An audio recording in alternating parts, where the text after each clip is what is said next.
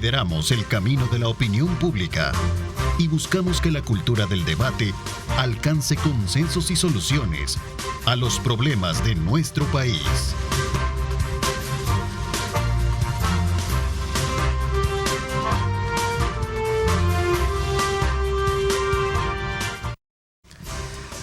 Amigos televidentes, muy buenos días, bienvenidos al Diálogo de la Mañana, gracias por estar en nuestra sintonía. Tenemos importantes temas para conversar este día, pero ¿qué le parece? Si nos ponemos en contexto, vamos a hablar de municipalismo y todo lo que está ocurriendo en esta nueva reestructuración municipal. Sobre estos y otros temas vamos a hablar hoy con nuestro primer invitado, el señor Simón Paz del FMLN, porque también hay temas internos de los cuales vamos a hablar porque el partido político entra en reestructuración. Veamos. Simón Paz, concejal de la Alcaldía de San Salvador Centro, se ha postulado oficialmente como candidato para ser el secretario general del FMLN. Asegura que bajo su liderazgo, el partido de izquierda recuperará su fuerza. Sin embargo, destaca que para lograrlo es fundamental recuperar la confianza de la gente. Para ello, el FMLN debe trabajar junto a la población y ser una organización revolucionaria y democrática con una lucha frontal. Paz admitió que el FMLN ha cometido errores que han costado la confianza de la población, lo cual quedó evidenciado en las últimas elecciones, en donde no lograron ninguna diputación ni ningún alcalde. No obstante, es del criterio que esta situación puede revertirse. En las próximas elecciones internas que se van a desarrollar el próximo 7 de julio, Simón Paz se enfrentará al ex candidato presidencial Manuel Flores. Hoy en Diálogo 21 nos acompaña el concejal Simón Paz para conocer más detalles sobre sus propuestas y cómo piensa revertir la actual situación del FMLN. Para Diálogo 21, Alexi Juárez.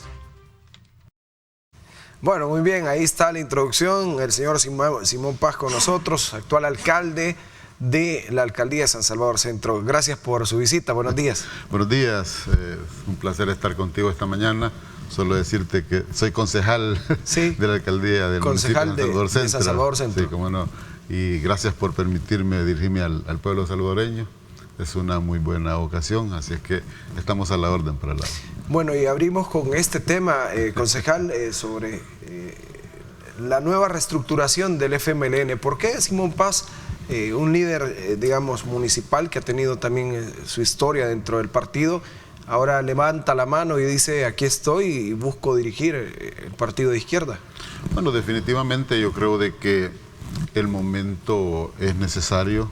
Déjeme decirles de que cuando uno tiene bien arraigadas los principios revolucionarios, eso hace de que también en los momentos necesarios de mi partido estemos con la intención de trabajar, de fortalecer y de seguir con esa visión de transformar esta sociedad. Entonces, aparte del trabajo que hemos realizado desde las diferentes trincheras, ¿verdad?, que siempre llevan como objetivo el trabajar por el bienestar de este pueblo, eso lo motiva a uno a tomar decisiones que en su momento y precisamente en estos momentos se hacen necesarias, y por eso es que he tomado la decisión de competir para la Secretaría General de mi partido, ¿verdad?, en el entendido de que la intención es fortalecer y continuar con este esfuerzo trabajando para consolidar una sociedad justa en este país. ¿Es ser valiente levantar la mano en un momento donde el partido ha pasado por una fuerte crisis política, electoral, digámoslo así? Sí, definitivamente. Yo creo de que aquí es donde sale a flor el tema de la convicción que cada militante del FMLN tenemos. Déjenme decirles de que en los momentos en los que el partido está viviendo no son partidos fáciles, son sumamente complejos, ¿verdad? Incluso salimos de un evento electoral en donde la balanza estaba bastante complicada, en donde nos enfrentamos a todo un sistema con todas las prerrogativas. Sin embargo, dimos una muestra de esa capacidad de organización, de esa capacidad de movilización y de la convicción que cada militante del FMLN tenemos, y eso es lo que nos motiva a nosotros a seguir adelante. Déjenme decirles de que los momentos no son fáciles, es un reto bastante fuerte. Sin embargo, este partido es un partido con tradición, es un partido que tiene a su base estructuras políticas en el territorio, y eso es lo que en buena cuenta debemos de fortalecer, pero también hay que tomar otro tipo de medidas, que es volcarnos nuevamente a la población, recuperar esa confianza de la población para trabajar junto con ellos. ¿Qué cree que ha pasado, Simón, en torno a recuperar la confianza? Porque en estas elecciones no hubo representación de diputados, alcaldes tampoco para el FMLN. ¿Qué pasó con el partido para que perdieran la confianza de la población después de 10 años que tuvieron un respaldo popular importante? Sí, la cuestión es de que, déjenme decirles, de que como todo instituto político se cometen errores, y eso hace de que vayan dándose traspiés. Sin embargo, no solo ese es un punto neurálgico, sino que también nosotros hemos venido sufriendo toda una embestida en el tema comunicacional, ¿verdad?, que ha ido en contra de mi partido para tratar de desaparecerlo de la esfera política, porque es decir, a nadie le cabe duda de la capacidad que tenemos como FMLN de salir adelante de los peores momentos. Entonces, aunado a todo eso, es que a la población también se le hizo mella con el tema de esa campaña comunicacional de desprestigio que se montaron. Aparte de que también, es decir, si bien es cierto, el tema electoral son mediciones, pero cuando uno empieza a analizar los resultados electorales en el marco de una cantidad de arbitrariedades que se cometieron en ese proceso, es decir, eso viene y suma también para tener los resultados que tuvimos. Un evento electoral cargado de, como lo digo, de una cantidad de arbitrariedades, cargado de una cantidad de ilegalidades, en donde se utilizó todo un aparataje para favorecer al oficialismo. Sin embargo, nosotros ahí estuvimos, y yo digo de que, y lo voy a seguir sosteniendo, de que al final nosotros hemos obtenido una victoria política. Si bien es cierto, no logramos tener diputados y diputadas a la Asamblea Legislativa, aunque para el Parlamento Centroamericano logramos tener 12, porque ahí todavía está con el esquema anterior. Sí. Y si eso no se hubiera modificado, ¿verdad? Es decir, hubiéramos tenido más diputados en la Asamblea Legislativa. Entonces, todo ese tipo de reformas en materia electoral estaban enmarcados dentro de una estrategia, pues, es decir, para consolidarse en el poder del oficialismo. Entonces, a eso ustedes le aducen que, por ejemplo, después de haber obtenido poco más de 200,000 votos en las presidenciales, eso no se traduce en alcaldes ni diputados como respaldo. Claro, es decir, porque, a la fórmula. Porque a la par de eso, si usted le suma todo ese fraude que se trabajó, no el día de las elecciones, sino que mucho tiempo atrás, y usted obtiene ese resultado dentro de toda esa esfera de fraude, a pesar de eso, es decir, el FMLN no desapareció, ¿verdad? E incluso tenemos representación en municipios como concejales y concejalas.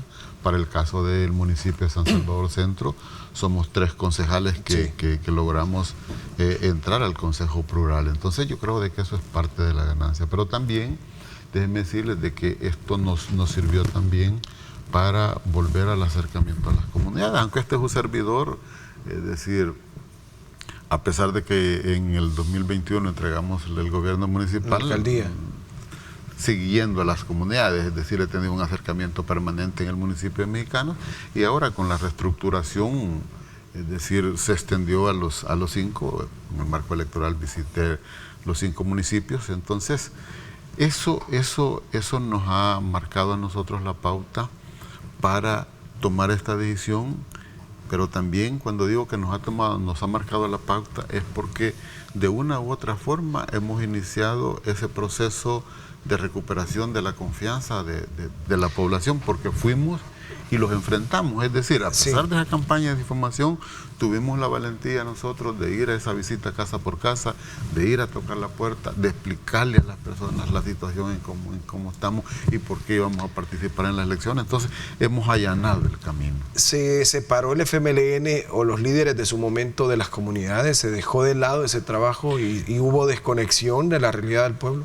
Claro, es decir, tal vez de la realidad del pueblo no podríamos hablar en todo su contexto, pero sí hubo un alejamiento, y no solo de la dirección, porque tampoco un partido, si bien es cierto, las direcciones conducen, pues, pero también es tarea de todos los miembros del partido unir esfuerzos para ir trabajando, ¿verdad? Entonces, no podemos decir que solo la dirección, sino que también todos debemos de tener esa claridad del papel que nosotros debemos de jugar en este proceso. Entonces, y en este proceso electoral nos marcó la pauta. Por eso decía, el camino lo hemos allanado porque tuvimos la valentía. A pesar de todo ese aparataje que teníamos en contra, nosotros tuvimos la capacidad de ir al enfrentamiento de la población. Entonces, eso es algo que se había perdido, ¿verdad? Y cuando digo eso, no voy a generalizar esa situación, porque algunos sí hemos seguido yendo a las comunidades,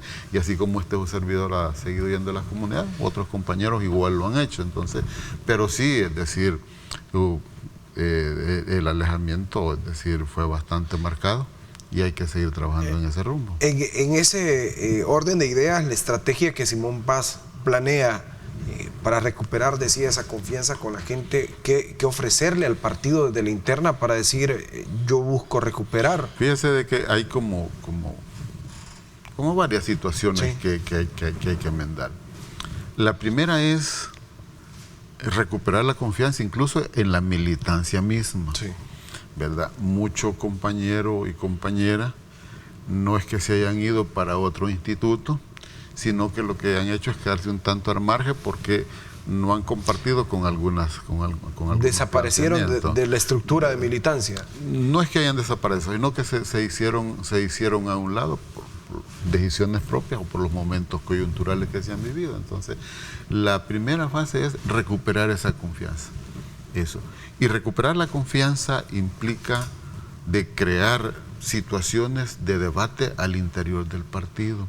Porque también no solo el secretario general del FMLN, no solo el Consejo Nacional, son el todo. La autoridad como tal. Es decir, si bien es cierto, ellos conducen, pero también debe de haber un soporte. Y ese soporte hay que generarle los espacios adecuados para deliberar, para discutir, para proponer.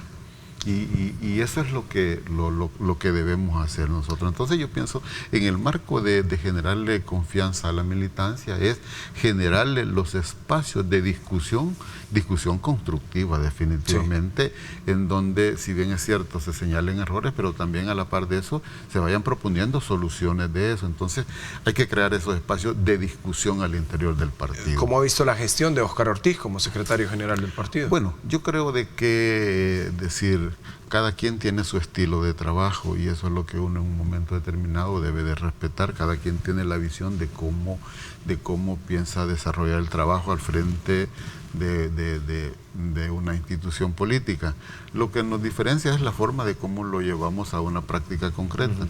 Pero sí, algo bien importante, y yo lo voy a seguir recalcando, es de que si nosotros no generamos esos espacios de discusión al interior del FMLN, en donde las estructuras del partido sean parte de las decisiones que el instituto va a tomar, yo creo de que no vamos a caminar mucho, porque ahí está la clave, porque al final eso irradia a las estructuras del partido. Y cuando usted genera esos espacios, ¿verdad?, la gente se siente parte de. Entonces eso es lo que hay que promover.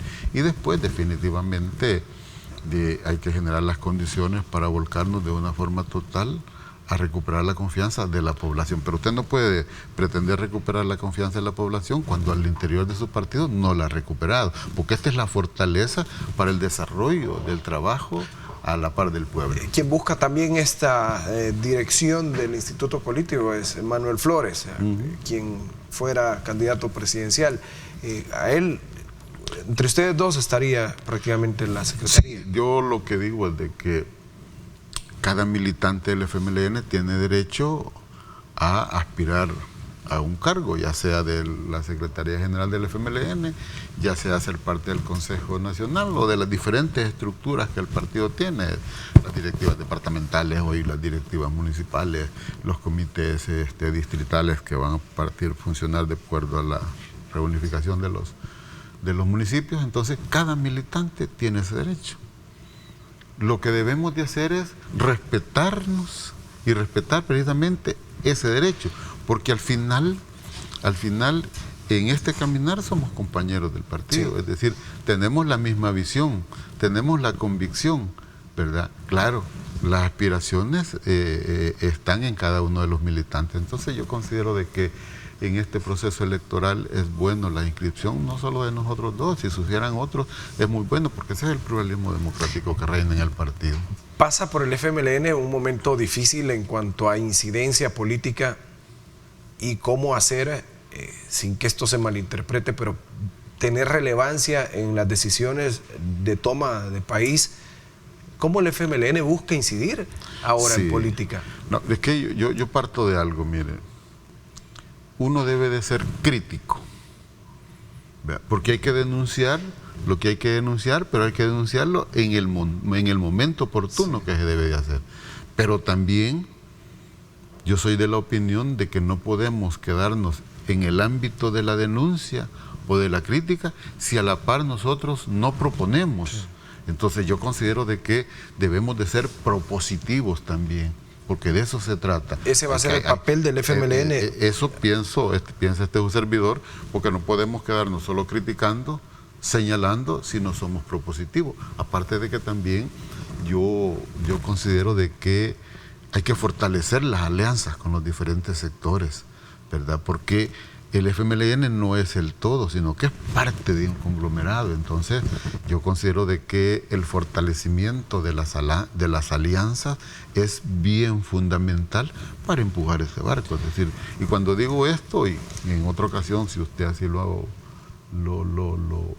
dice, podemos hablar de la situación económica de nuestro país, sí, y precisamente por eso hablo yo del fortalecimiento de las alianzas. Y es que cuando habla de alianzas y diversos sectores, me viene a la mente desde el origen del FMLN, que viene de diversas corrientes de pensamiento como tal.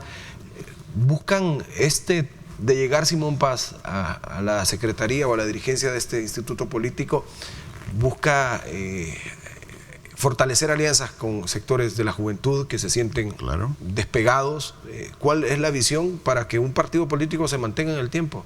No, es que precisamente por eso le decía, cuando yo hablo de fortalecer las alianzas, están los diferentes sectores, bueno, transportistas, sí, jóvenes, sector mujeres, el movimiento social, etcétera, pero no con aquella visión de que como FMLN nosotros vamos a llegar a conducir. Eso no, el FMLN debe ser parte de todo ese esfuerzo, ¿verdad? Debe ser parte y debe ser parte propositiva. Entonces, en el tema de la juventud, el papel de la juventud es muy, muy importante, porque también yo lo he dicho y voy a seguirlo insistiendo, el FMLN debe de irse mutando a los tiempos que se va viviendo, sí, porque no podemos quedar rezagados, porque esto va cambiando, es dialéctico, pues se va cambiando. Y los jóvenes juegan un papel muy importante en esta mutación del FMLN. Y tenga en cuenta de que muchos jóvenes no vivieron lo que usted decía al principio, claro, ¿verdad? No vivieron esa fase, el origen, no lo vivieron, y no es culpa de ellos, porque no estaban en ese momento. Pero no por eso no podemos generar el espacio a la juventud. Yo creo de que el papel de los jóvenes debe ser un papel muy, pero muy, muy importante, que debemos de fortalecerlo, y debemos de fortalecerlo en el tema de las capacitaciones. A los jóvenes hay que darles escuela. Deben renovar exactamente visiones diferentes del partido político. Claro, es decir, la juventud no es que solo como vayamos a explotarle esa fuerza que tiene por ser juventud. No, el joven debe ser también y debe de irse integrando a las estructuras del partido. Y con esto no digo de que nosotros vamos a formar jóvenes que lleven con la visión de que el día de mañana van a ser diputados, que el día de mañana van a ser alcaldes. No, la visión es, y que tengan la claridad de trabajar en beneficio de este pueblo, independientemente de la trinchera donde están. Porque también, si nosotros no vamos formándole esa convicción a los jóvenes, el día de mañana, cuando, bueno, este servidor ya no esté, por ponerle un ejemplo, pero debe de haber otra gente que asuma estas tareas que hoy por hoy nosotros estamos asumiendo. ¿Se está alimentando el FMLN de nuevas generaciones para...? Estamos obligados a alimentar al FMLN de esas nuevas generaciones, y por eso digo yo, es decir, hay que cualificar a los jóvenes, hay que saberlos conducir, ¿verdad?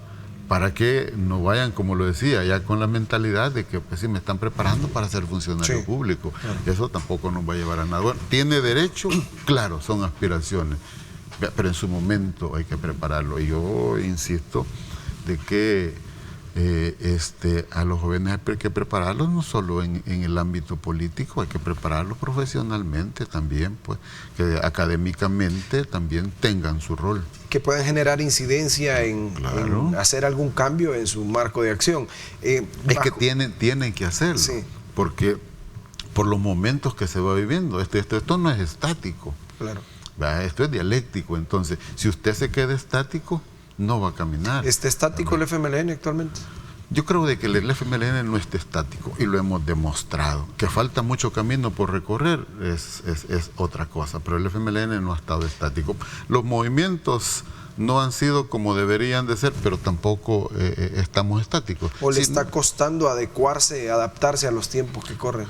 Claro, es decir, porque no es fácil ir dando esos saltos de calidad, a veces por desconocimiento o por creer de que lo que uno está haciendo es lo que debe de hacerse, ¿verdad? El movimiento se hace más lento. Sin embargo, el FMLN no ha estado estático. El FMLN siempre ha estado tratando de continuar en este esfuerzo. Simón Paz, bajo esta visión, se ha rodeado de gente que buscaría llevar a la dirigencia del partido también si logra obtener eso. Fíjese de que en ese sentido creo de que no, porque yo considero que la gente tiene derecho a discernir, ¿verdad? Y tiene derecho a tener diferencias. Y lo digo esto por la experiencia que he tenido. Cuando estuve al frente del municipio mexicano, yo inauguré los consejos plurales. ¿Verdad? Y ahí dentro del Consejo Plural estaban 3 partidos.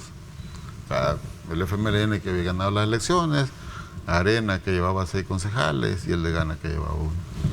Con ideologías diferentes y bien marcadas. Entonces, pero no por eso no pudieron haber acercamientos. Claro que hubieron acercamientos. Entonces, yo creo de que el de entrada llevar un equipo que va a respaldar, yo creo de que a mi juicio no es bueno, ¿verdad? Porque debe de haber libertad en la conformación de la dirigencia y esa es la razón de ser, la pluralidad que debe de existir.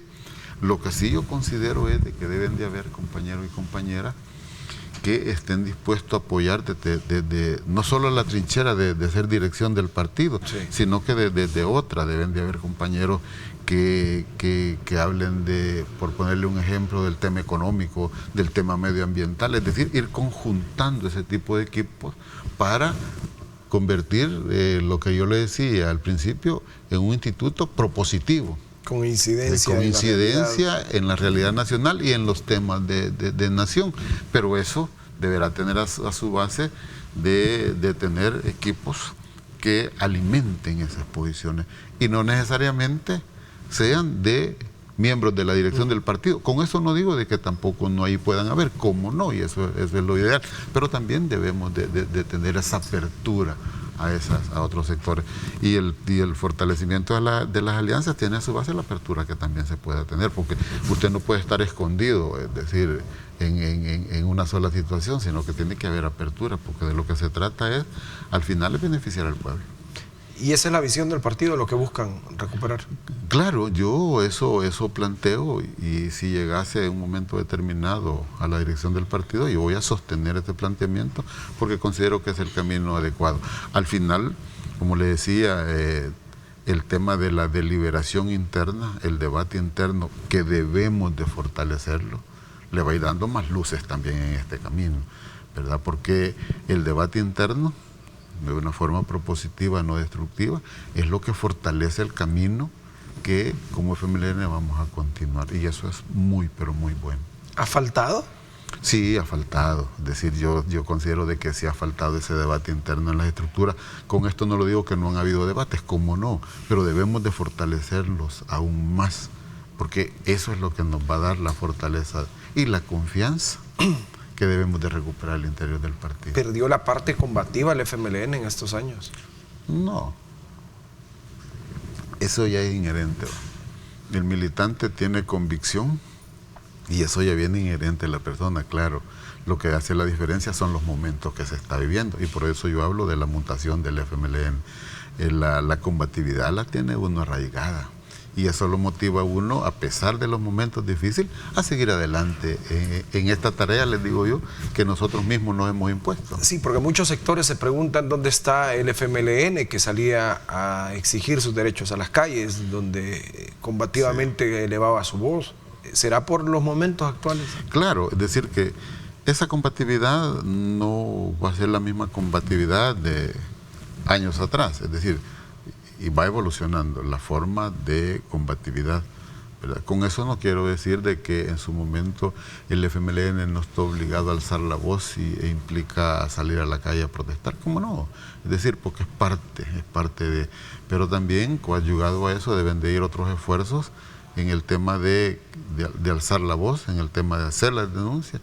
Acuérdese de que ahora somos un instituto político, ¿verdad? Que cuando se tomó la decisión de crearlo y entramos a la esfera legal. Sí. Entonces, ahí hay preceptos legales que también se deben de cumplir. Sin embargo, las luchas se mantienen, pues, y hay que fortalecerlas. Pero, como repito, hay que fortalecerlas de acuerdo a los momentos que se van viviendo. ¿Cuál es la lucha actual que debería tomar el FMLN? Bueno, la lucha que debemos tomar es la misma, buscar una sociedad justa para este país a través de las diferentes instancias, a través de las diferentes formas. Y tenga usted en cuenta que en el tema electoral no es que el FMLN sea un partido electorero, sino que esa es una instancia para continuar una lucha, es parte de eso. Bueno, muy bien, vamos a hacer la primera pausa y vamos a venir hablando justamente de la lucha que tendrá el concejal Simón Paz en la alcaldía de San Salvador Centro, porque es un trabajo totalmente diferente en esta nueva reestructuración municipal. Pausa, volvemos con más de diálogo.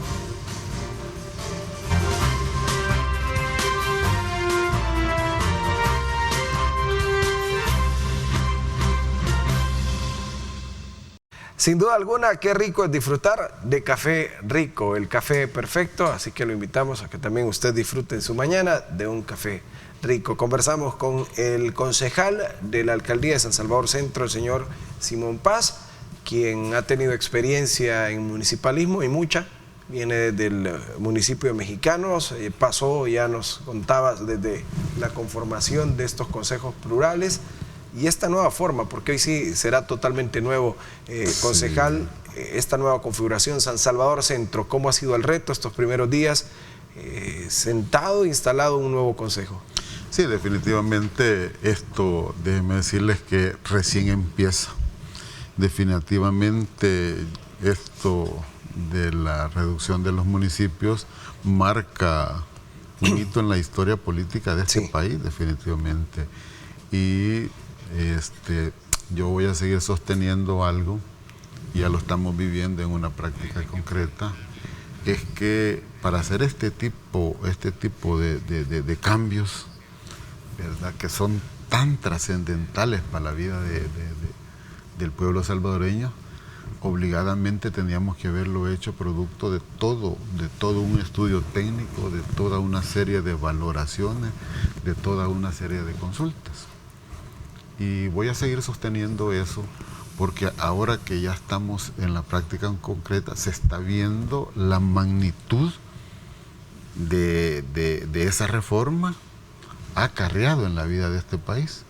Déjenme decirles de que hemos tenido dos reuniones de consejo en donde hemos iniciado todo lo que de aquí para adelante se nos viene y vamos a pasar más de 2 años quizás unificando tanto que hay que unificar, porque no es solo decir que desaparecieron los municipios y se ha conformado en distritos, no, tenía su base la unificación de estos municipios en uno solo, pero unificarlos implica ver en detalle todo el quehacer de un municipio, y cuando digo en detalle todo el quehacer de un municipio, yo hago una retrospectiva de todo el tiempo que esos municipios se han ido consolidando. Sí.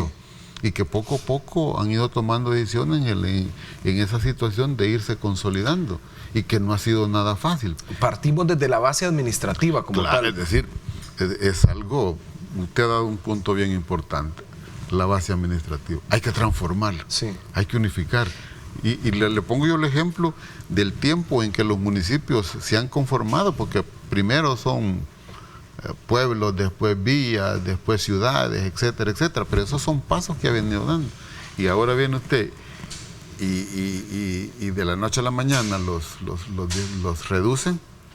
Ahora, es decir, hay un trabajar en el tema de la unificación administrativamente. A ver, estamos de acuerdo entonces que ninguno de estos 44 alcaldes puede decir que tiene experiencia para dirigir un municipio. Aunque hayan sido alcaldes, vienen a algo nuevo. Es que es algo nuevo, definitivamente. Claro, la experiencia, sí, es decir, administrativa ayuda. La visión que uno implementó cuando estuvo al frente del municipio, eso ayuda, no es que tampoco lo podemos desechar, porque ese es un avance, ya se sabe. Pero, es decir, hay tanta cuestión administrativa que unificar que no va a ser de la noche a la mañana. ¿Cuáles considera son los principales retos de esta nueva estructura municipal? Hablemos de San Salvador Centro. Sí, mire, retos... Es una cantidad de retos. ¿Los primeros que se encontraron? No, pues lo primero que nos encontramos es todo el quehacer administrativo que hay que unificar, ¿verdad? Porque no solo cuando usted empieza a ver el departamento de contabilidad, que eso son cuestiones macro, si los quiere ver así, pero hay una menudencia que son reglamentos, que son ordenanzas, etcétera, que hay que irlas adecuando a la reunificación de inmuebles. ¿Cómo sí, esa parte es compleja, lo vamos a llamar así. ¿Cómo se interpreta o cómo se manda un mensaje que en la primera reunión de consejo, y no solo en San Salvador Centro, sino que a nivel nacional, se tocara el tema de salarios? Fuera un tema del que estamos hablando cuando hay otros temas más. Fíjese de que aquí en la alcaldía de San Salvador Centro no se tocaron salarios, lo único que se tocó fueron los gastos de representación que el alcalde tenía cuando, valga la redundancia, era alcalde del municipio de San Salvador, que los tenía asignados pero que nunca los había utilizado, y ahora en el marco de la cantidad de que se incrementa el tema de los municipios, él planteó el tema de que sí iba a hacer uso de eso que nunca lo había utilizado, pero que ya estaban destinados. Entonces, pero de salarios no se habló todavía. Y digo esto, perdón, porque también se está trabajando en el tema de ver cómo financieramente están los que ahora son distritos, porque esa es la base fundamental.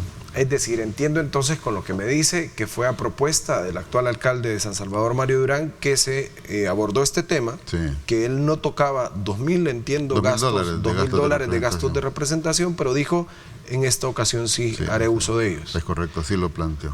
Así lo planteó y así fue aprobado. Es correcto.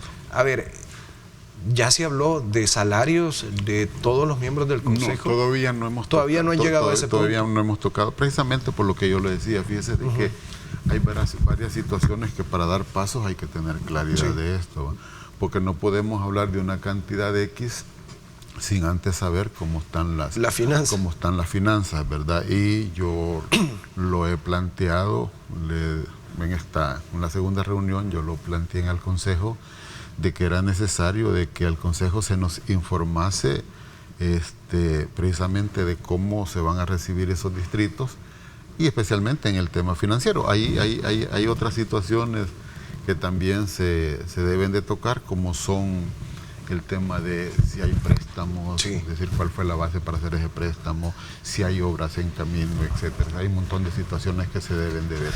Pero para eso pues hay comisiones que están trabajando. Justamente eso le iba a preguntar, si hay equipos ya designados de transición, digamos, de recibir auditores en las alcaldías que van a ser absorbidas por... Que son como dos cuestiones, mire.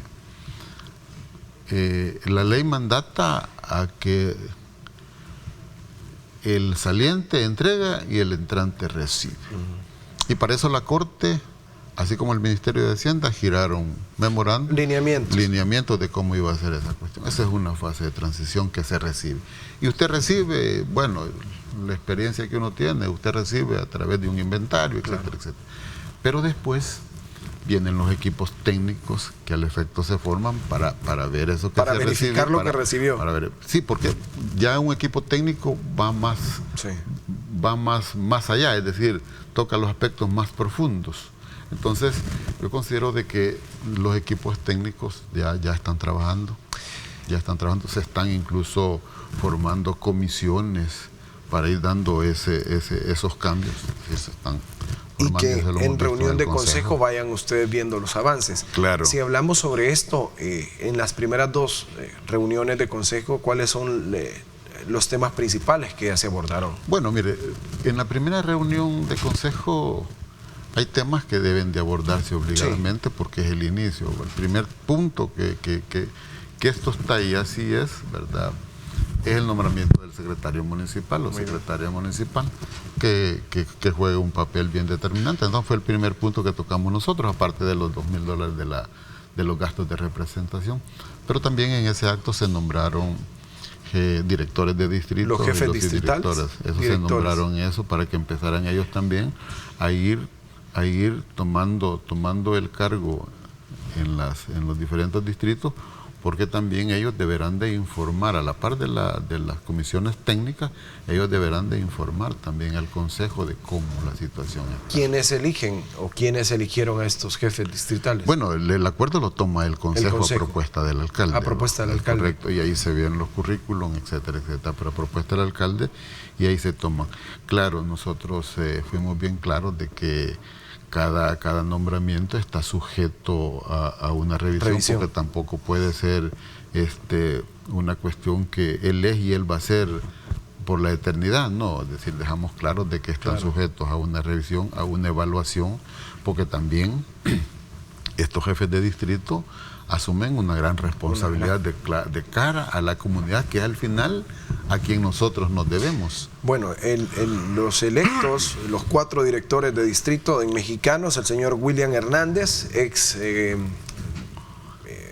director de Protección Civil y también de Investigación de Desastres, estuvo en la alcaldía de San Salvador, sí. Catancingo, Jorge Armando Alfaro, quien ha sido abogado del Ministerio de Gobernación, también de Ayutuxtepeque, Giselle Noemí Reyes, quien ha sido abogada del Fondo Social para la Vivienda, y en Ciudad Delgado, Jamie Portillo, abogada, también está como afiliada a la Asociación de Abogados también. Ellos son los que asumen estas responsabilidades, de las que ya el Consejo también deberá ir evaluando, estudiando sus avances. Claro, es decir, es que ellos están obligados a informar, porque incluso todo movimiento que el distrito haga tiene que pasar por el consejo, ¿verdad? Es decir, hay cuestiones administrativas que deberá de irse regulando, no le voy a decir de que, es decir, de cualquier cosita va para el consejo, no, hay cuestiones administrativas que se tienen que ver allá a nivel de distrito, pero las cuestiones macro, como ver el tema de la situación financiera, es decir, tiene que llegar ese informe al consejo. A ver, el consejo, hablando del consejo, ¿las reuniones son públicas o se están haciendo privadas? Fíjese de que se tomó un acuerdo de que deben de ser públicas. En la segunda reunión que tuvimos se tomó el acuerdo de que deben de ser públicas, a pesar de que el alcalde lo manifestó, de que hay un portal de transparencia, que ahí se suben la información, etcétera, etcétera, pero se acordó de que deben de ser públicas. Lo que hay que buscar es el mecanismo de cómo eso va a ser público, si se van a grabar, si se van a permitir a la prensa, etcétera, etcétera. Hay una diversidad de mecanismos de cómo deben de ser públicos, pero sí se acordó que deben de ser públicas. Y eso es parte, y lo veíamos nosotros en el camino de la transparencia que debe de existir. Y eso yo lo he recalcado de que y lo he recalcado precisamente por la experiencia que viví en Mexicano siendo concejal, ¿va? Que la transparencia ahí brilló por su ausencia. Entonces yo recalqué de que un pilar fundamental para que este consejo plural camine es la transparencia que debe de existir. Está escuchando el alcalde Durán la experiencia, por ejemplo, de Simón Paz, que viene de dirigir municipios importantes. Sí, lo que hace nosotros al interior del consejo es hacer planteamientos concretos. Bueno, también el señor Noches está de Arena. Claro, Alejandro, que tiene experiencia también como alcalde de Tustepeque, este es un servidor como alcalde de Mexicano. Entonces, a la hora de la discusión en el consejo es donde uno hace planteamientos sobre la base de lo que ya ha vivido. Entonces, yo creo que ese es el camino que vamos a seguir. De cara a la ciudadanía, de cara a la gente, las propuestas de lo primero que se debería de ir haciendo en San Salvador. Sí, la cuestión es de que, y eso lo he planteado, es que debemos de iniciar dándole respuesta ya a la población, porque la población está a la expectativa, sí, porque hay tantas necesidades. Ahí no me quiero meter en el tema del trabajo que hicieron los alcaldes anteriores en estos municipios, que fue complicadamente errado, ¿va? Que usted dijo que veníamos de una etapa oscura del Claro, un oscurantismo de los más terribles, ¿va? Entonces, esa gente, las necesidades no se han esfumado, ahí están. Entonces, son situaciones que hay que irle dando taller, porque en esta etapa de transición el que menos debe de sufrir es la comunidad, y precisamente los consejos plurales tienen a su base eso, ¿verdad? De que en estas etapas de transición o en los cambios que dan no sufra la población, sí, porque la población no va a esperar a la vuelta de 2 años que el decreto especial para empezar a ver las necesidades que tienen. En un año nada más. Es decir, no podemos hacer eso, tenemos que irle dando respuesta. Son de las situaciones que los jefes de distrito deberán de informar al consejo para que se vaya trabajando. Hay tanta necesidad, y le digo, ya la población ya le empezó a hablar al concejal, ¿va? Okay, que mire esto, que mire lo otro. Entonces, es decir, ahí están las necesidades. Tienen una oportunidad y un reto grande para poder llevar estos recursos, que esa fue la idea principal, que las alcaldías grandes que tenían más recursos pudiesen distribuir a la gente que lo necesitaba. Fíjese de que ese precepto yo lo cuestioné bastante fuerte en su momento y lo voy a seguir sosteniendo, ¿verdad? Porque ese precepto de que las alcaldías con menos recursos económicos iban a ser beneficiadas por el otro. El problema es de que ya en la práctica concreta cada municipio, ahora distrito, tiene su razón de ser y tiene sus necesidades, ¿verdad? No va a venir a tratar de equiparar San Salvador con Mexicanos o con Ayutustepeque o Mexicanos con Ciudad Delgado. No se puede, cada uno tiene su razón de ser. Entonces el tema de que este va a sacar a este otro, yo creo que es bastante complicado. Lo que hay que hacer es diseñar toda una estrategia, y que para eso están los equipos técnicos, de ver los temas de la recaudación en cada uno de los municipios.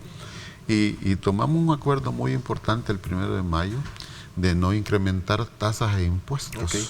Eso yo creo que fue muy bueno, es decir, porque viene en alguna medida a darle tranquilidad a la población, porque mucha gente decía, y si nos ponen una tasa como la cobra San Salvador, claro, ¿verdad? Y la gente llegó al extremo en esta reunificación, decir, pero es que vos vas a ser capitalino. No quiero ser capitalino. Muy bien, hemos conversado con Simón Paz, concejal de la Alcaldía de San Salvador Centro. Ha sido un placer y sin duda habrá mucho que conversar de acá adelante mientras se vaya conformando esta nueva configuración distrital. Gracias. Cómo no, es un placer estar contigo. Gracias por la invitación y estamos a la orden cuando lo requieran. Muy bien, gracias. Simón Paz con nosotros. Y ya venimos, después de la pausa, ya está con nosotros nuestro segundo invitado. Viene el diputado de Nuevas Ideas, Caleb Navarro, con quien vamos a estar hablando sobre la nueva también instalación, la nueva configuración de la Asamblea Legislativa y los retos que tiene este nuevo Congreso de 60 diputados. Pausa, volvemos con diálogo.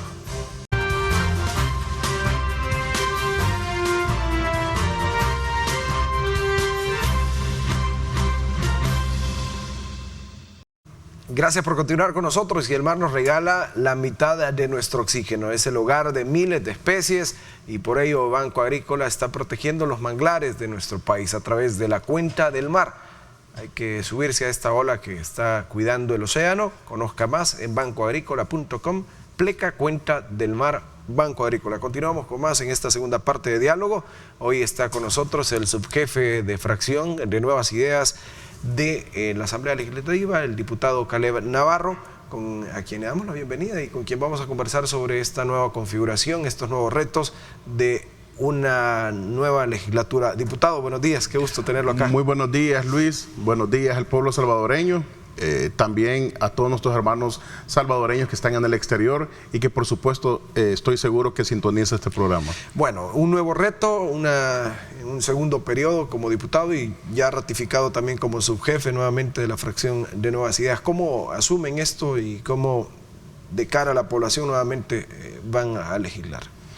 Bueno, Luis, la verdad es que la legislatura anterior nos dejó bastantes enseñanzas y sobre todo bastantes retos que gracias a Dios se superaron en su momento.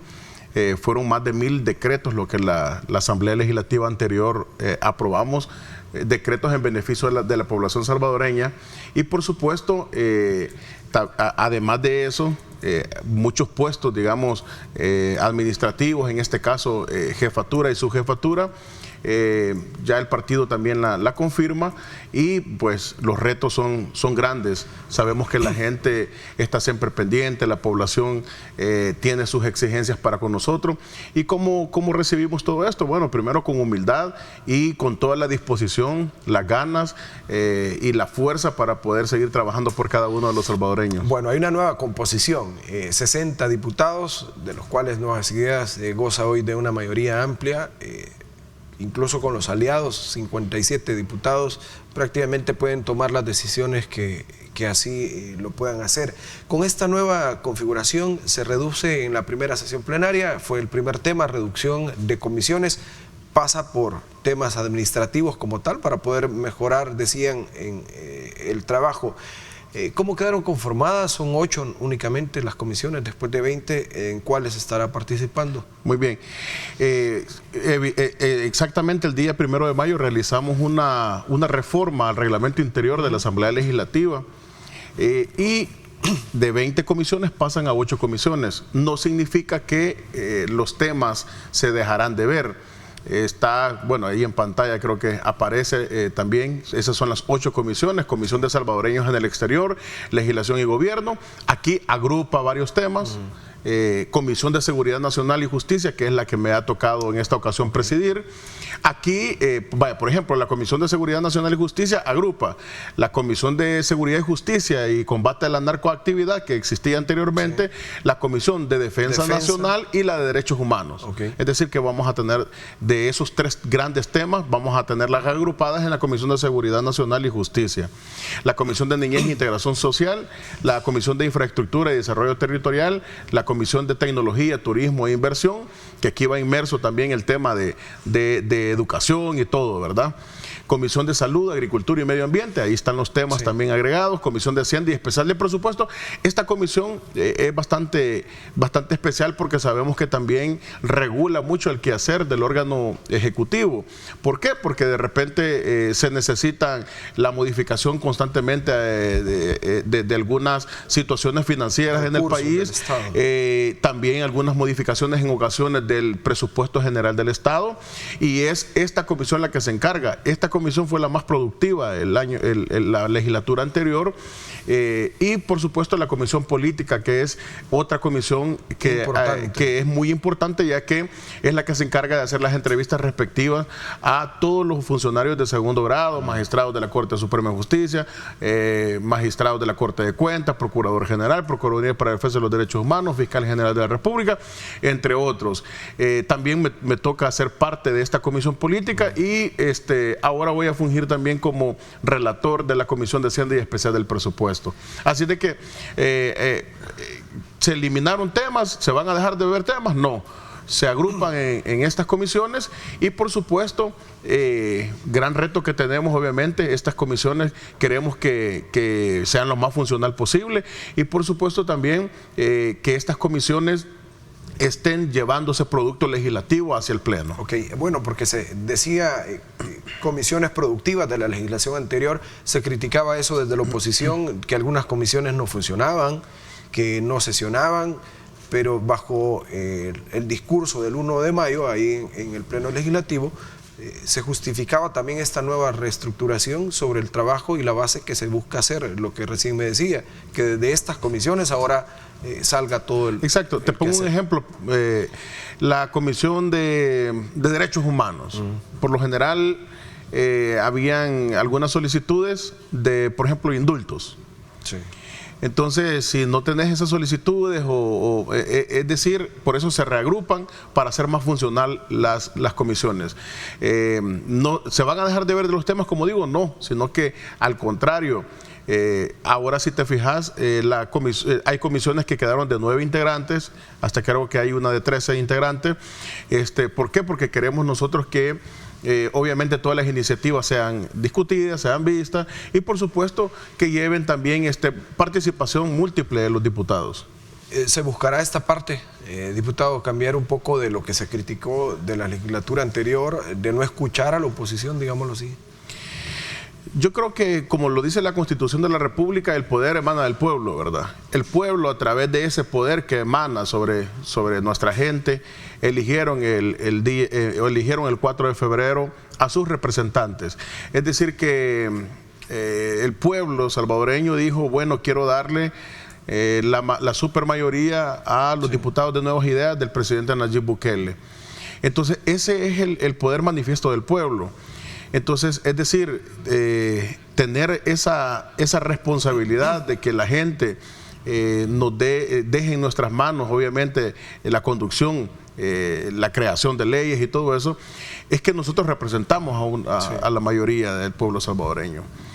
La oposición podrá hablar, pero nosotros no seguimos intereses de una agenda específica, mezquina, como ellos siempre han tratado de introducirlo, sino que nosotros hemos seguido realmente lo que el pueblo salvadoreño y en pro de ellos. Te pongo un ejemplo, en la anterior comisión de financiera, Sí. Lo que nosotros encontramos cuando llegamos en la legislatura anterior era, por ejemplo, una pieza de correspondencia para exonerar a una empresa ligada a algunos diputados de impuestos.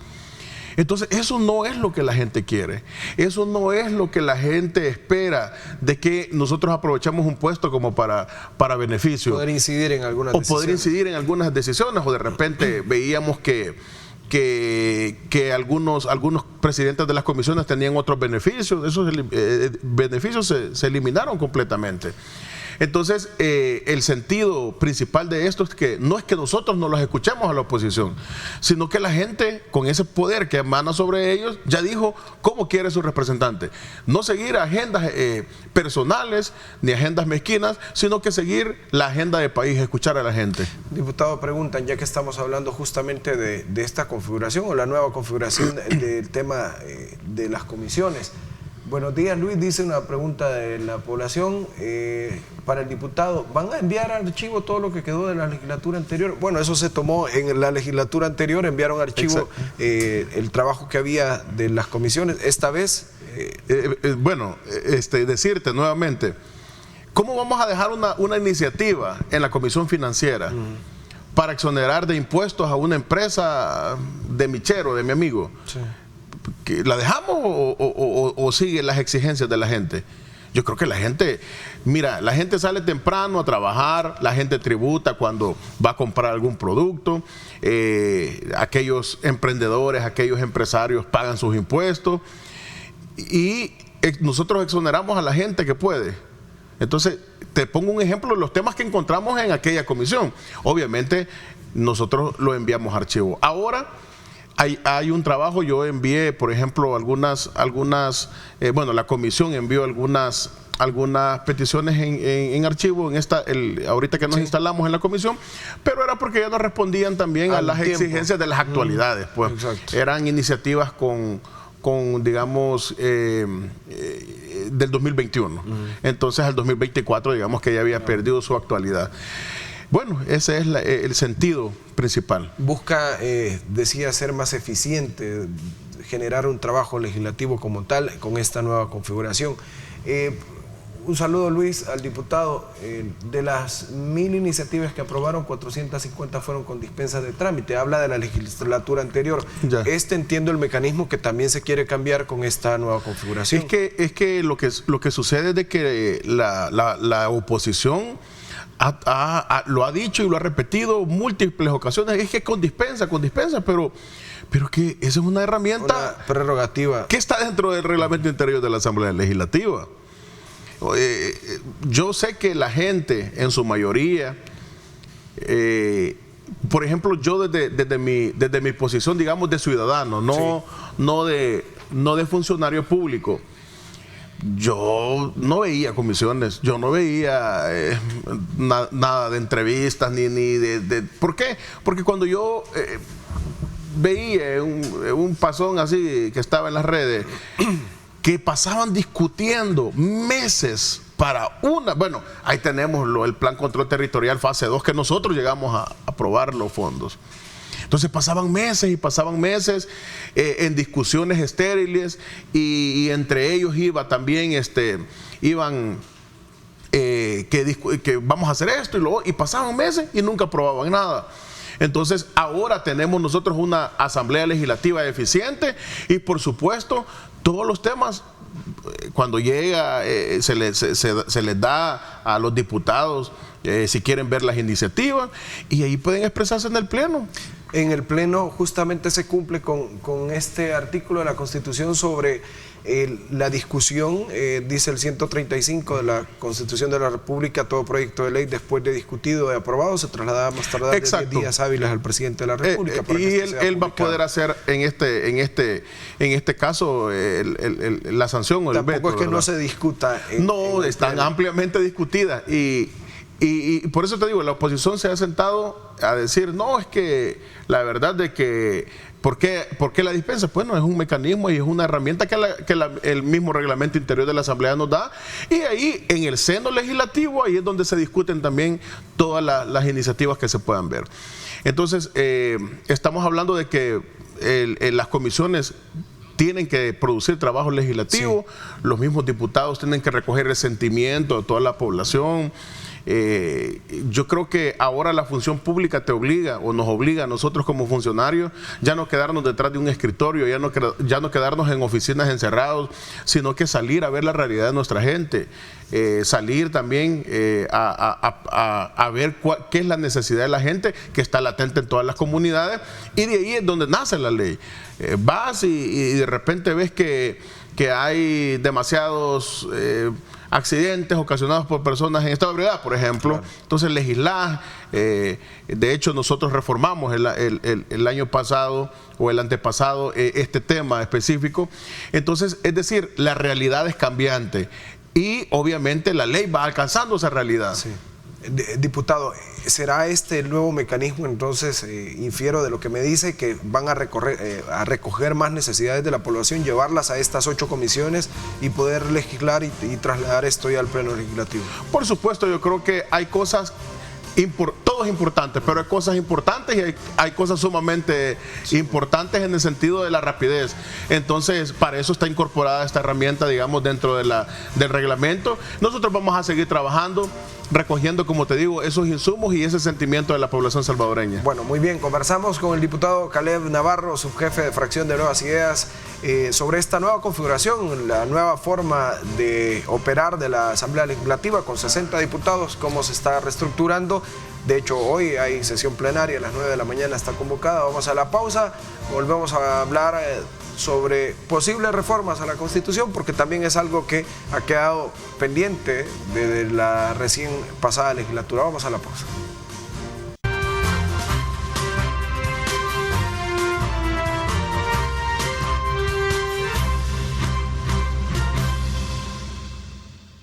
Muy bien, continuamos. Gracias por estar con nosotros. Hoy conversamos con el diputado Caleb Navarro de Nuevas Ideas, su jefe de fracción, y hablamos sobre esta nueva configuración, 60 diputados, esta reducción, el diputado que apoyaron y aprobaron en la legislatura pasada de 84 a 60.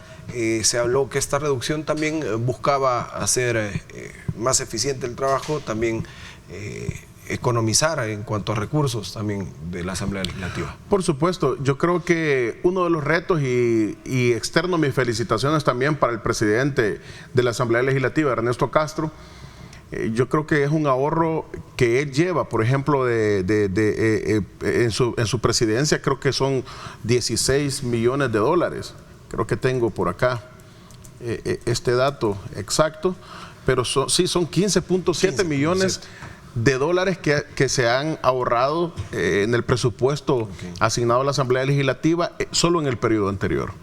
Entonces, yo creo que es bien importante enfatizarlo, porque en las legislaturas en la que gobernó Arena y el FMLN, el presupuesto iba en ascenso, en ascenso, en ascenso. Ahora el presupuesto del presidente Ernesto Castro, bajo su visión, ha ido en una reducción, haciendo un ahorro al día de hoy de 15.7 millones de dólares. Así que, bueno, nuestras felicitaciones. Yo creo que también hay muchas cosas que han cambiado, muchísimas. El reto del presidente desde que llegó el día número 1 de la legislatura anterior fue terminar con aquellas, por ejemplo, plazas fantasmas que existían en la Asamblea Legislativa. Fíjate que nosotros con Cristian llegamos en la legislatura anterior un viernes, el primer viernes, y todo estaba solo en la asamblea, vacío, y de repente cuando ya se anunció que se iban a suprimir las plazas y todos estos fantasmas que no cabían en el parqueo, empezaron a llegar. No cabían en el parqueo. Entonces son situaciones realmente de que en el pasado era una costumbre de que lo hicieran, de que tuvieran este tipo de cosas, y no solo esas, un montón de beneficios que ahora ya no existen en la Asamblea Legislativa. Esto gracias también, como te digo, a la visión que ha tenido el presidente de la Asamblea, nuestro diputado Ernesto Castro. Bajo esta configuración, diputado, ¿cómo quedaron? Entonces, entiendo, se aprobó un presupuesto similar al del año anterior para que funcionara los primeros 6 meses, decían, y ahora ya con esta nueva configuración, seguramente para el próximo año sí habrá modificaciones al presupuesto. Es correcto. Hay un presupuesto, sí, similar que se aprobó. Como lo explicó el presidente Ernesto Castro en una entrevista, obviamente enero, febrero, marzo, abril, hasta casi es medio año, ¿verdad? Tenía que funcionar siempre con los 84 diputados, pero ahora a partir del 1 de mayo ya estamos únicamente 60 diputados. ¿Se ha hecho una nueva reestructuración de cuánto ha sido designado por diputado, por ejemplo? Todavía no ha sido notificado a las diferentes fracciones, pero eso lo hará Junta Directiva en su momento. Muy bien. Diputado, sobre este tema, al final viene esta nueva reestructura. Se criticó en su momento que por qué Arena no formó parte de Junta Directiva y por qué sí el PCN cuando tiene la misma cantidad de diputados. Se discutió como tal en estos protocolos de entendimiento para la configuración de las nuevas dirigencias, digamos, dentro del Congreso. Sí, el reglamento interior de la Asamblea Legislativa exactamente prevé lo que estás diciendo, Luis, el protocolo de entendimiento, y realmente en este protocolo de entendimiento somos, como bien lo dijiste en su momento, 54 diputados de Nuevas Ideas, y con estas personas del diputado del PDC y los 2 diputados del PCN se llegan a 57, entonces es una representación prácticamente del 90% que está ahí. Bueno, diputado, para aclarar dudas como tal que quedan sobre esto, la gente siempre, no sé por qué, porque creo que genera morbo el hecho de salarios de diputados, me mencionaba de asesores, de plazas que habían en la Asamblea Legislativa. Se ha venido trabajando en ordenar esta parte. Al final, ¿de cuánto es el salario líquido de un diputado? Nosotros en la legislatura anterior eliminamos todos los bonos para los diputados, porque todavía hay algunas personas que obviamente de la oposición que por meterle el mensaje a la gente no dice, ganan bonos, tienen no sé qué. De hecho, antes cuando gobernaba Arena y el FMLN, un presidente de comisión creo que llegaba a ganar $5,000.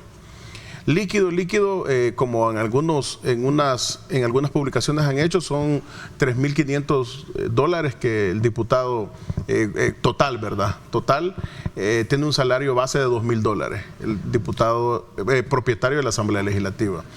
No tenemos bonos, son 2 bonos que se les dan a los empleados, sí se los damos, a aquel trabajador, aquel que obviamente llega, pero diputados no tenemos bonos, y esta legislatura también seguiremos igual, no tenemos bonos, tampoco tenemos vehículos asignados, ni gasolina como se decía o se criticaba anteriormente. Eso se eliminó desde la primera legislatura.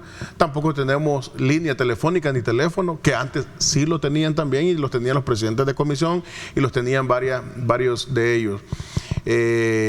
También eliminación de bonos, eliminación de teléfonos celulares, los vehículos, digamos que hay vehículos como institución. Claro.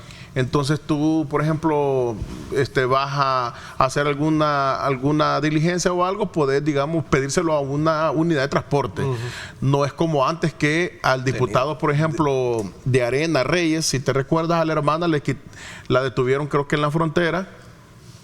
Creo que sí fue él, la hermana de él, y porque intentaba sacar el vehículo del país. Es una nueva forma, diputado, y entiendo lo difícil que ha de ser llegar a una institución que había sido duramente criticada. La Asamblea Legislativa siempre estuvo acusada de muchos temas. Ir cambiando esta realidad. Realmente sí, fíjate que hablando de estas realidades, cuando en la legislatura que comenzamos anteriormente, también encontramos, como te dije, lo he dicho con diputado jefe de fracción Cristian Guevara, un piso lleno de desechables. O sea, la mitad de un piso lleno de desechables, no sé cuántos miles de desechables había. Entonces aquí es donde uno pregunta, bueno, ¿y a quién es que quisieron beneficiar con compras yo creo que tenían desechables como para 10 años la asamblea, 8 años? Increíble, pero cierto. Entonces, un despilfarro que existía anteriormente, y ahora obviamente lo hemos visto con los ejemplos de los alcaldes, lo hemos visto. La gente no quiere ese tipo de funcionarios que llegan solo a tratar de aprovecharse, que me voy a poner este salario, me voy a dar estas prestaciones. Yo creo que el salario de los funcionarios es más que justo para que nosotros podamos realizar nuestro trabajo. Diputado, y es que es complicado cuando quizá en algún momento decir diputado llegó a ser en este país hasta mal visto. Mala palabra. Y de hecho, la calificación que tenía todo el órgano legislativo era de 2.7. La calificación ciudadana en las diferentes encuestas. Ahora, creo que la última asciende al 7 de aprobación. Es decir, ya no desaprueba la población con un 2. De hecho, la Asamblea Legislativa era el órgano de Estado peor evaluado. Y que no levantaba.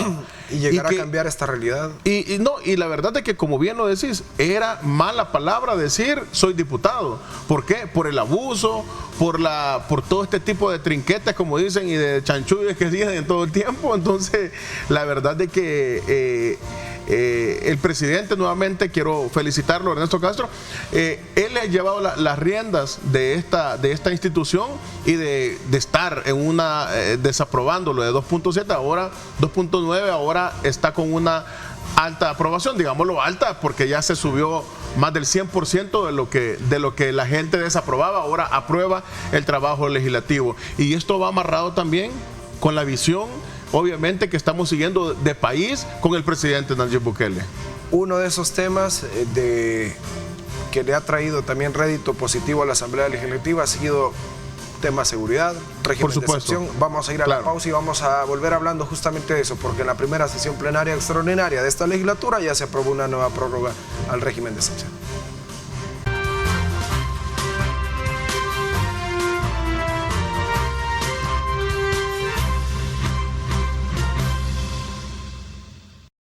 Continuamos con más de diálogo, conversamos con el diputado Caleb Navarro de Nuevas Ideas. Diputado, la primera sesión plenaria extraordinaria se aprueba una prórroga más del régimen de excepción. Este tema, le decía, también la población lo ha visto con buenos ojos y es el cambio también en torno a la seguridad que les han venido dando.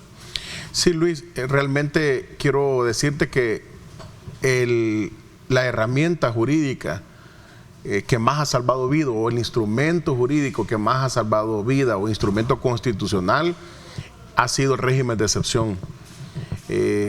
Bueno, tenemos los datos que de los 3 expresidentes que han estado en el país, al frente del país, creo que Tony Saca tuvo un día con 0 homicidios, creo yo que Funes tuvo un día con 0 homicidios.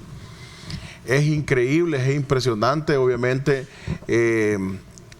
lo que hay detrás de todo esto. Cuando salvas una vida porque tomas una decisión oportuna, certera y valiente, siempre siguiendo bajo esa misma política pública de seguridad impulsadas por el presidente Nayib Bukele, ya no tenés extorsiones o te bajan las extorsiones, no debería de haber extorsiones.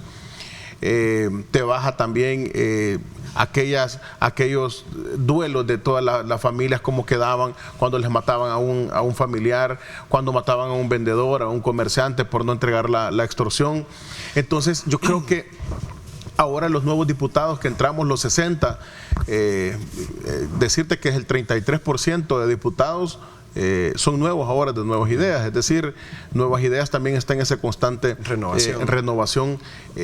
Muchos jóvenes en San Miguel, tenemos 2 diputados nuevos por Nuevas Ideas, Eric y Andrés son nuevos, en La Libertad tenemos también diputados nuevos, 2 diputados nuevos, tenemos aquí en San Salvador también, es decir, el 33% prácticamente de los diputados ahora en Nuevas Ideas son nuevos rostros.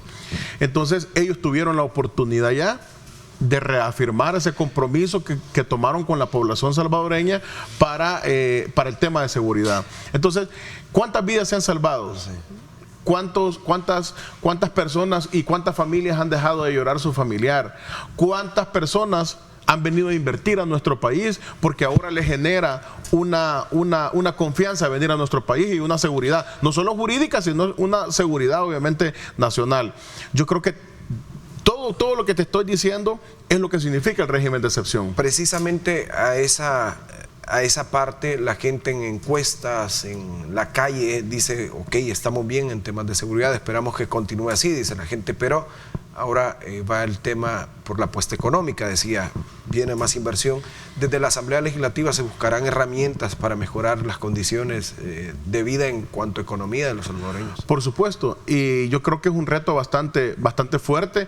De hecho, la legislatura anterior, si te recuerdas, cuando iba a comenzar o estaba en auge el tema de la guerra Rusia-Ucrania, ¿te acordás de que algunos insumos como que encarecieron y todo eso? Nosotros desde la Asamblea Legislativa le quitamos los aranceles de importación, por ejemplo, a 20 productos de la canasta básica, 19 o 20 creo que fueron, aceite, arroz, frijoles, etcétera. Entonces, sí tenemos ese reto. Y quiero decirle a la gente, a la población salvadoreña, que tienen nuestro compromiso, tienen también todo nuestro esfuerzo para poder, obviamente, mejorar este tema de economía en nuestro país. Diputado, gracias. Ha sido un gusto. Hoy hay sesión plenaria y sin duda también ya se viene el trabajo legislativo como tal. Muchas gracias a ti, Luis. La verdad de que por permitirnos abrirnos este espacio y hacer llegar esa voz a la gente, esta información también, y por supuesto aclarar muchas cosas que la gente a veces tiene un poco de confusión, y estos espacios nos sirven para aclarar todo eso. Un saludo también para mi linda gente del departamento de San Miguel y por supuesto a nuestros hermanos salvadoreños del exterior. Hoy hay plenaria, así que los invitamos también para que estén pendientes de las noticias que les daremos a los salvadoreños el día de hoy. Perfecto, diputado Caleb Navarro con nosotros, y a usted, amigo televidente, le doy las gracias y le recuerdo que Una Noche Mágica estará acá en exclusiva por Canal 21 de Grupo Megavisión. Muy pronto ya podrá ganar entradas a través de toda la programación para este partido entre la selección de El Salvador y el Cádiz de España. Gracias por su sintonía. Mañana nos esperamos con más del diálogo. Buenos días. Lideramos el camino de la opinión pública. y buscamos que la cultura del debate alcance consensos y soluciones a los problemas de nuestro país.